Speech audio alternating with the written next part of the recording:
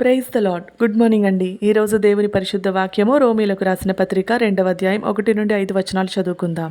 కాబట్టి తీర్పు తీర్చు మనుషుడా, నీవెవడవైనను సరే నిరుత్తరుడవై ఉన్నావు. దేని విషయంలో ఎదుటివానికి తీర్పు తీర్చుచున్నావో దాని విషయంలో నీవే నేరస్తుడవని తీర్పు తీర్చుకొనుచున్నావు.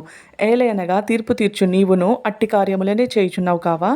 అట్టి కార్యములు చేయువారి మీద దేవుని తీర్పు సత్యమును అనుసరించినదే అని ఎరుగుదుము.